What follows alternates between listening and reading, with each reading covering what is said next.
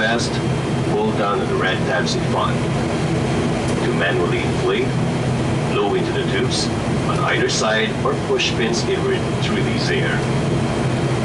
A water-activated light is attached to each vest. This cabin is pressurized. In the event of a decompression, oxygen masks are available in selected panels with an indicator. When this happens, insert a sharp object into the pinhole. Grab the mask and pull it towards you. Put it over your nose and mouth. The cabin crew will assist you in the administration of oxygen after a decompression. In case of emergency, exits are located along each side of the cabin. Please take a moment to locate the exits nearest you.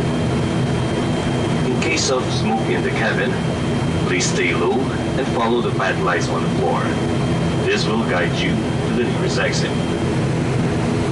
For further information, please study the safety cards in front of you.